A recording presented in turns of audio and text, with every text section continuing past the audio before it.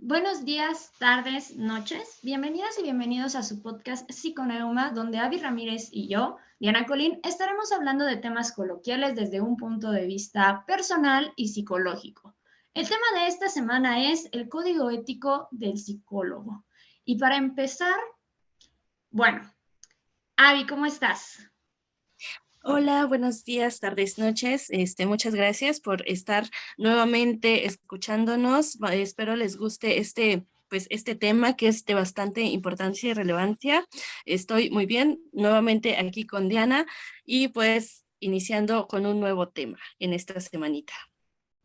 Ok, perfecto. El tema de esta semana, como lo comentaba, es el código ético de los psicólogos, ¿no? Y es que a veces justo este tema sale porque pues hemos llegado a ver que hay mucha confusión en el deber del psicólogo.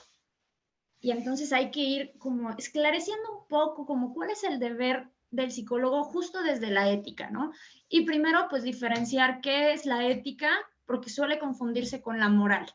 Y bueno, la diferencia básicamente es que la moral tiene que ver con los usos y costumbres dentro de una comunidad, como en una sociedad, y la ética tiene que ver con la profesionalización, que está más apegada a la ciencia y dicta una serie de normas, de un código ético tal cual, de lo que se puede y no se puede, o lo que sería ético y no sería ético en las diferentes profesiones, en este caso en la psicología, ¿no? O sea, todo lo que tenga que ver con la práctica del psicólogo. Y para eso, pues vamos a ir tocando algunos puntos que son muy importantes, como por ejemplo, que nosotros como psicólogos no podemos atender a familiares y amigos, ¿no? De pronto cuando estamos en la cena navideña, nunca falta el tío o el primo que dice, ay, dame una sesión, ¿no? O dime cómo le haría si, a ver, tú que eres psicólogo, tú que eres psicóloga, ¿no? ¿Alguna vez te ha pasado esto, Abby? Sí, claro, constantemente. Si hablamos de la parte profesional, y de la parte personal, también tenemos que saber diferenciar de estas dos áreas de vida, ¿no? Y lo que pasa con respecto a las convivencias, ¿no? Que ahorita decía, si me llegaba a pasar, sí, justamente que estemos en una reunión, en una fiesta, y es de, oye, te puedo platicar porque mira que tú eres psicóloga, ¿no? Y es como de, bueno, es que ahorita yo vine a la reunión, no vine a escucharte o no podría escucharte, ¿no? Entonces, sí me ha tocado que justamente es de, oye, te puedo hablar porque tú eres psicóloga y me puedes decir las cosas o me puedes dar un consejo, ¿no? Y es como de, no, no doy consejos, ¿no? Pero esta parte de no dar, bueno, ya también me ha tocado que tengo amistades que me han dicho: "Oye, ¿me puedes dar una terapia? O estoy mal, ¿me puedes apoyar, con unas terapias?". Y a veces piensan que cuando les digo: "Es que no puedo atender a familiares, no puedo atender a amigos", es como de: "No, es que qué grosera, ¿por qué no lo haces?". Sin tener en cuenta que dentro del proceso, o esta parte ética es de: "No se puede", y considero que porque pierdes la objetividad dentro del proceso, al conocer a las personas involucradas, y aquí es donde puedes involucrar tus opiniones de manera personal. Considero que por eso no se tendría que, o más bien, por eso existe este código o pues, este rubro de no familiares, no amigos. Claro, claro, porque tú eres parte de ese sistema, ¿no? Entonces se pierde totalmente toda la objetividad, como bien lo planteas, Abby. Recordemos que en el proceso psicológico vamos a trabajar con las creencias de la persona y esas creencias es algo muy, muy bonito porque la manera en la que cree, en la que piensa, es la manera en la que siente y la manera en la que siente es la manera en la que actúa. La manera en la que actúa es la manera en la que percibe también el entorno y eso a su vez es codificado por el código de creencias, ¿no? Eso es como un ciclo. Entonces, cuando nosotros vamos a terapia, vamos a proyectar todo ese sistema de creencias, así, ¿no? Tal cual. Cuando el psicólogo, la psicóloga dicen, te escucho y empiezas a hablar, ahí empiezas a soltar todas tus creencias. Cuando estamos hablando con un familiar, con un amigo, nosotros compartimos parte de ese sistema de creencias porque estamos en la misma red. Entonces, eso hace que la mirada esté sesgada. Y entonces, de pronto, si la persona te dice, ¿no? Como que es tu amigo y te dice, ay, es que fulanito de tal ya me está cayendo gordo porque ya no lo aguanto, ya no lo tolero, y tú dices, sí, ¿no? O sea, sí, a mí también, ¿no? Entonces, desde ahí, pues ya no hay objetividad, ya es chisme. O sea, ya es chisme y está rico tener chisme entre amigos, ¿no? Pero hay que diferenciar que no es terapia, ¿no? Por eso cuando veo en redes sociales de que mi terapia es salir con amigos, digo, pues no necesariamente es terapia, ¿no? Es catarsis, ¿no? Estás ahí soltándolo, te estás descargando emocionalmente hablando y también está padre, ¿no? También está bien, pero pues, no es terapia, ¿no? El proceso terapéutico es otra cosa. Claro, y justamente cuando hablas de esta parte de las creencias, es no dentro del proceso terapéutico como profesionistas o como profesionales dentro del proceso, no le hablas al paciente de tus creencias o de, mira, yo pienso que puedes hacer esto.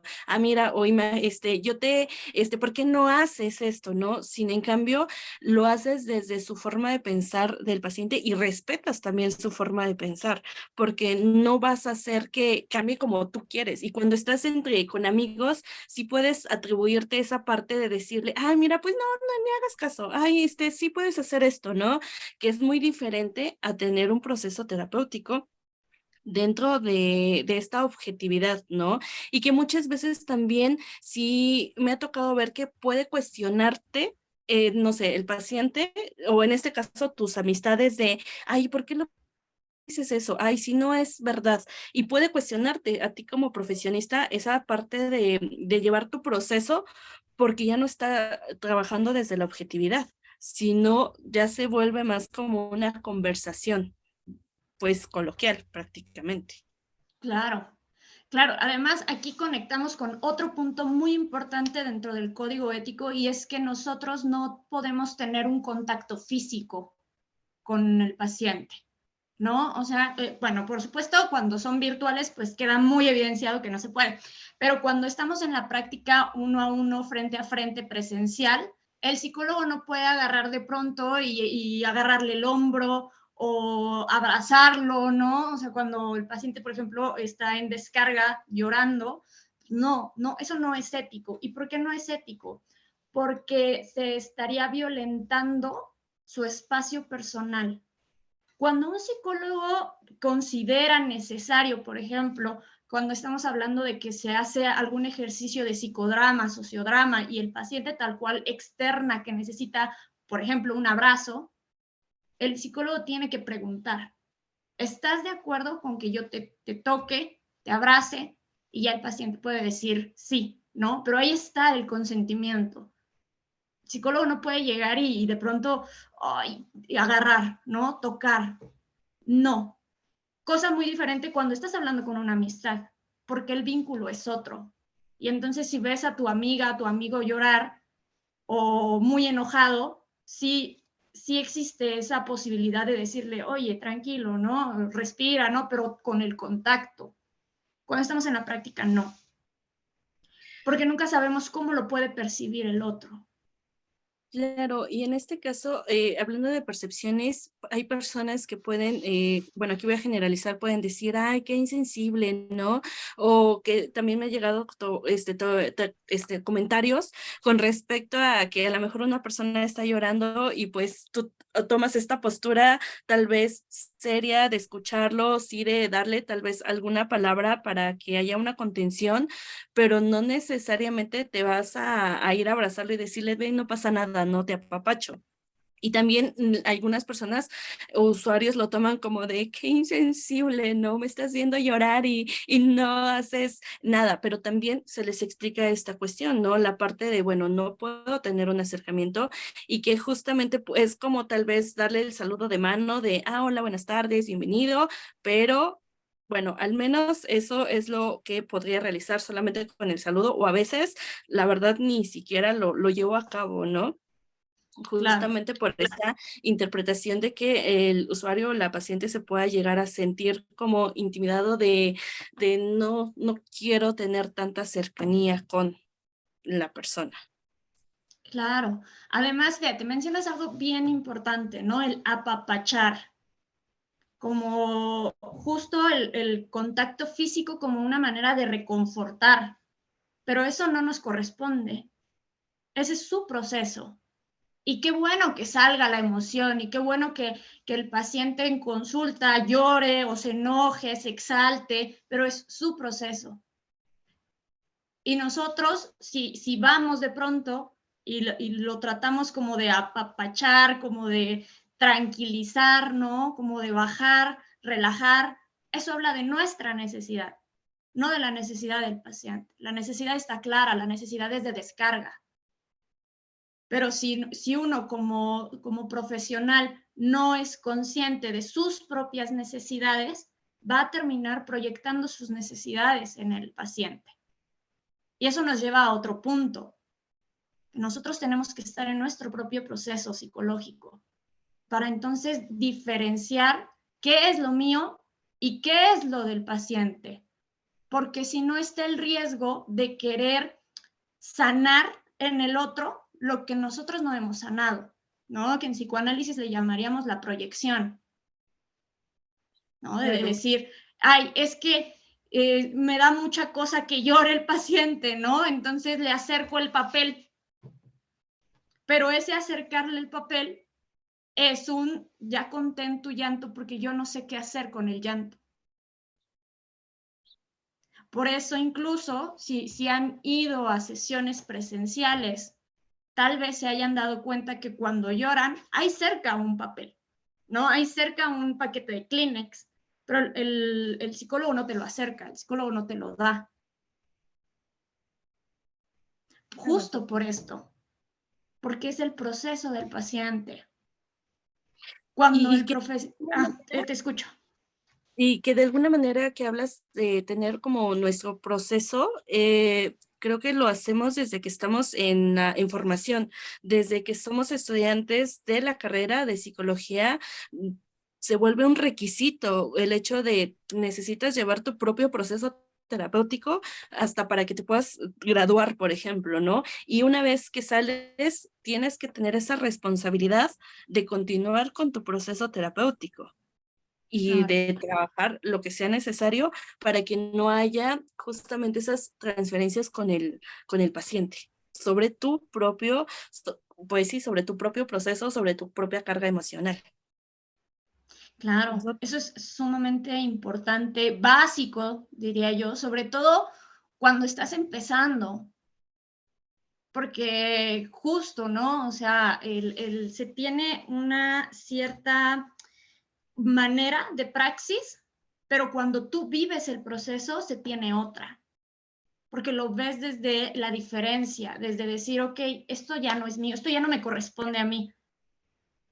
Y aquí llegamos a otro punto muy importante, que es que nosotros no damos consejos, ni decimos qué hacer. Muchas veces el paciente o la paciente llegan con la necesidad de saber qué hacer, pero la necesidad, fíjate, se la plantean como un dime qué hago. Es que yo vine aquí para saber qué hacer. Y a nosotros no nos corresponde porque no es nuestro proceso, es el de ellos. claro, y también hay alguna situación con respecto a esta creencia que puede llegar y que yo lo etiquetaba como las cosas que el psicólogo no hace, ¿no? Y a veces es de, bueno, pues te estoy pagando, te estoy dando un pago, ¿no? De para que me digas qué hacer. Y creo que ese es el error más común de pensamiento, porque nosotros no decimos qué hacer y también el paciente no es como de pago para que me digas qué hacer. ¿O por qué voy a pagar para que otra persona me diga qué hacer? Pero no necesariamente es así, porque efectivamente generamos esta parte de conciencia a través de preguntas, a través de su contexto, a través de lo que la persona está pensando y las posibles decisiones que puede tomar a raíz de de las situaciones por las cuales está atravesando. Así es. Yo siempre le digo a los pacientes, ¿no? Cuando me preguntan, es que, ¿qué hago con este enojo? ¿O qué hago con la tristeza? ¿Qué hago con esto que ya vi que tengo? Digo, bueno, cada quien tendrá que llegar a sus comos. No hay una guía de que te diga es A, B, C, D, E, porque no somos máquinas, porque no funcionamos así. Cada quien tiene su propia manera de resolver y a cada quien le corresponde llegar a esos cómo, ¿no? Y entonces, por supuesto que habrá formas como que valen la pena y probarlas, pero ya de que te funcionen a ti es otra cosa, porque una respuesta absoluta no hay. No, y ahí es donde también podemos percatarnos que puede haber pacientes que pueden pasar por situaciones similares, por ejemplo, hablando de duelos, en cuestiones a pérdidas, en cuestiones a rupturas amorosas, y que a lo mejor a Juanita le funcionó cierta técnica en una ruptura, pero a Marianita no le funcionó esa técnica utilizando con respecto a la ruptura, ¿no? Y es ahí donde también nosotros como profesionistas tenemos que tener en cuenta cómo programar una sesión terapéutica, el hecho de decir, bueno, ¿cómo voy a llevar esta base de este paciente con estas técnicas, con estas actividades? Y es donde también habla la parte de la profesión, ¿no? El no que decir, ay, como que hoy que trabajaré, hoy que le preguntaré, hoy que le diré, ¿no? Sino también yo tener como armado todo un proceso terapéutico hacia la persona en específico. Claro, claro, es que es darle seguimiento, ¿no? Por supuesto que ahí va a depender mucho del enfoque, el cómo se haga el seguimiento, ¿no? Porque no es lo mismo cómo estructura una sesión un cognitivo-conductual, ¿no? Que es un modelo de intervención diferente al psicoanálisis, por ejemplo, o diferente a un modelo gestáltico, ¿no? Que si quieren que hablemos un poquito más de los modelos, pues lo podemos hacer en otro podcast, ¿no? En otro momento, pero que hay diferencias de metodología, pero que finalmente es importante saber que cada uno de estos enfoques ven al sujeto como individual, como con su propio código de creencias y su propia percepción del mundo. Y con eso se trabaja, ¿no? Con lo individual. Es como hacer un traje a la medida. Eso sí era terapia, ¿no? Hacer el recorte necesario donde sea necesario, las costuras donde sean necesarias, para la persona, no como un catálogo de las cosas que funcionan. Así no funciona la terapia. Para eso, pues mejor entrar a un taller, Sí, ¿no? claro. Algo más general, que seguramente si han entrado a algún taller y han hecho técnicas, han descubierto cosas de ustedes que son muy particulares y diferentes al resto. Y es que cada proceso es único. A eso quiero llegar, ¿no? Como que no hay una guía porque no somos iguales. Cada quien tiene su propia subjetividad, su Sí, manera de claro. percibir. Y totalmente, por ejemplo, ahorita que hablas de dependiendo de los enfoques, también eso habla de la ética de la cuestión profesional. El hecho de decir, bueno, en mi caso, llevar el enfoque cognitivo-conductual, ¿no? Y que de alguna manera respeto el enfoque que tú llevas, que es el psicoanálisis, pero en cuestión yo no lo he trabajado y no podría llegar y decirle a mi paciente, oye, hoy vamos a trabajar psicoanálisis cuando desconozco acerca de la metodología. Y eso también abarca el tener, pues, como tal, la especialización, el tener mayor conocimiento acerca de, pues, de algún tema en específico, y es una preparación constante durante todo el tiempo. Todo el tiempo tienes que estarte estudiando, preparando, conociendo acerca de diferentes, metodologías. Claro. Y al menos, por ejemplo, en Ciudad de México, para poder ejercer el acompañamiento psicológico y la terapia, que son dos cosas diferentes, se necesita una especialidad o una maestría que te avale, porque justo es como dices, aunque la carrera usualmente dure entre 4 o 5 años, no es suficiente para poder hacer ese acompañamiento. Se necesita escarbarle más, especializarse más y continuar en este proceso de aprendizaje, mantenerte en contacto con el aprendizaje y la teoría para entonces poder llevarlo a la práctica. Y eso entra dentro del código ético porque es parte de la profesionalización de tu área, ¿no? Como saber dónde está tu limitante también. Claro, y ahí es donde creo que podríamos abarcar otro punto acerca de las canalizaciones, que es el hecho de decir, bueno, ¿hasta dónde está mi límite en cuestión profesional? Y decir, con este tema, con esta situación que trae tal usuario, no puedo, no soy capaz a nivel profesional y lo referimos. Justamente puede ser a otro compañero terapeuta con Ujú. una especialización pues mayor, o en su defecto, por ejemplo, también entra esta cuestión de utilizar otro tipo de especialidades como lo es tal vez psiquiatría, por ejemplo, con respecto. Claro, claro, y fíjate, eso es bien importante y ya con esto vamos a ir cerrando, Avi, de que, por ejemplo, ¿no? Yo que he ido especializándome en tanatología y duelo, he visto, por cómo llegan algunos pacientes, que en este no saber cómo abordar o cómo acompañar un duelo, a veces se hace más daño que beneficio. Y eso por poner un ejemplo. Pero ¿qué pasa, por ejemplo, cuando llega un paciente que ha sufrido o pasado por algún tipo de abuso, ¿no? Sí, Y si claro. nosotros no tenemos trabajada esa parte, pero no solo trabajada en lo individual, sino trabajado en qué hacer en ese tipo de situaciones, ¿no? Irnos a tal cual, ver cuál es la metodología que utilizan instituciones que están certificadas en esto, ¿no? Como todo eso. Y le entramos de lleno con nuestra propia subjetividad, ¿no? Como llenando esos huecos teóricos con creencias propias, pues a veces hacemos más daño que un beneficio. Y ahí está parte del deber del psicólogo.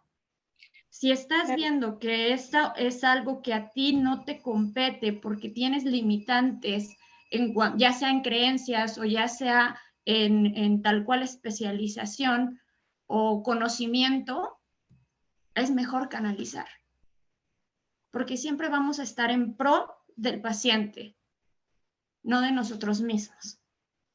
Claro, en un proceso terapéutico, pues la persona importante o la que se trata de buscar ese bienestar emocional, pues va a ser del paciente, de que se sienta cómodo, pero también desde una parte profesional con nosotros, que es justamente el hecho de saber hasta dónde están nuestras capacidades, nuestras limitaciones, y también no solamente se trata de decir, bueno, pues le digo esto porque también impacta las palabras que tú le puedas decir a la otra persona, que puede ayudar, beneficiar o totalmente terminar con su bienestar emocional. Claro, claro. Y es bien importante tener claro, es bien importante esto, y ya con esto voy como concluyendo, que el psicólogo esté en su propio proceso, que el psicólogo, las psicólogas podamos diferenciarnos del proceso del paciente y saber dónde están nuestras limitantes.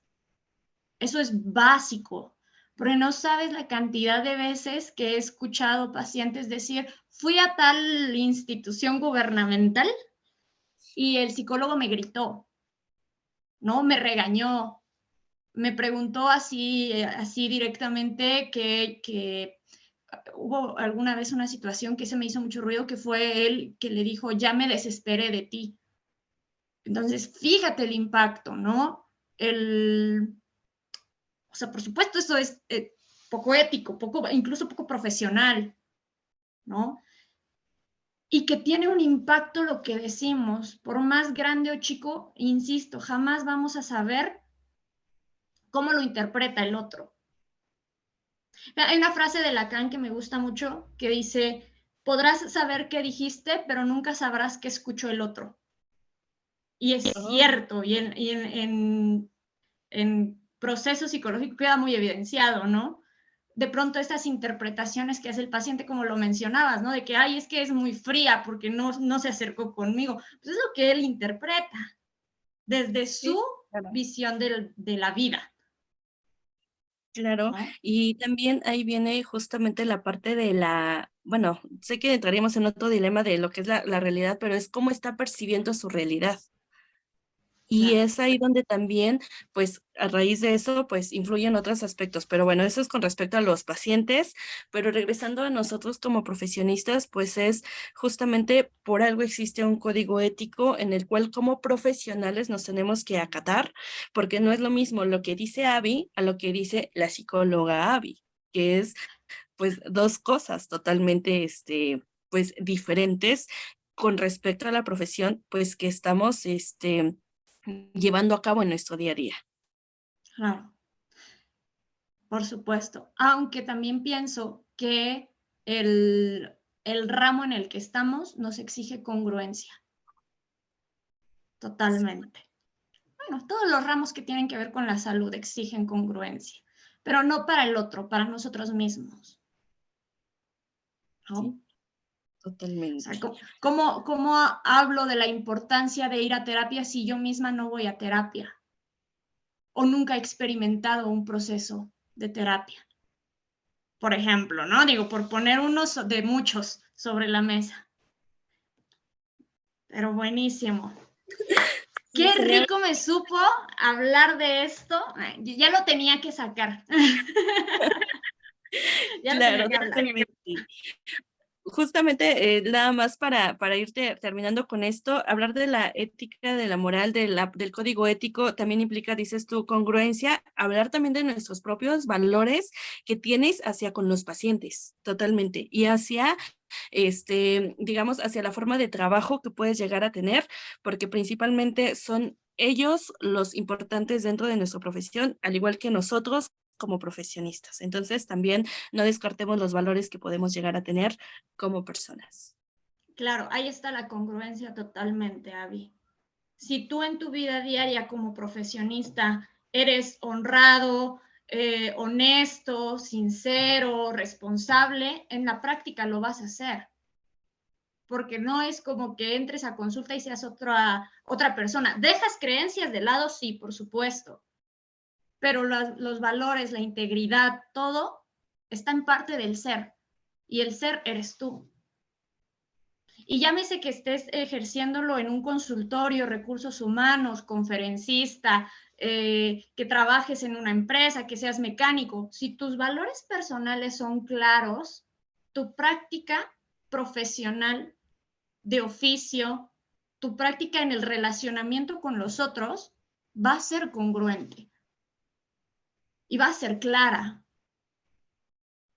Y de ahí partimos. Claro. Y es ahí justamente lo que nosotros proyectamos hacia con nosotros, que también implica la parte de que una usuario, que una paciente diga, continúo contigo mi proceso, a que también diga, ¿sabes qué? No me gustó porque escuché que dijiste esto de mi proceso, no me gustó porque me diste juicios dependiendo de tu forma de pensar y que justamente haga que un paciente no continúe dentro de un proceso terapéutico. Claro. Bueno, pero cada caso es un caso. Ahí habría que ir viendo diferentes variables, ¿no? Sí, claro. Ok, Avi, pues buenísimo el tema. Me parece que incluso podría dar para una parte 2, porque son tantos casos, ¿no? Y tantos puntos que en 25 minutos está muy complicado abordarlos todos, ¿no? Ok, Bueno, pues de antemano muchas gracias por este tema. Es un placer conversarlo contigo, llevarme desde otra perspectiva, desde diferente enfoque, desde diferente forma de pensar como persona, Diana, y pues a seguir retroalimentando estos podcasts. así es. Muchas gracias a ti también, Avi, por tu tiempo, por tus puntos de vista y sobre todo por tu experiencia, ¿no? Una cosa es cómo está en el código, cómo lo vemos escrito y otra cosa es cómo se ha vivido también, ¿no? Bueno, pues muchas gracias a todos ustedes también por escucharnos. Nos vemos la próxima semana con otro tema, con otras experiencias y también con otros puntos de vista. Nos vemos y que tengan buen día. Hasta pronto. Bye.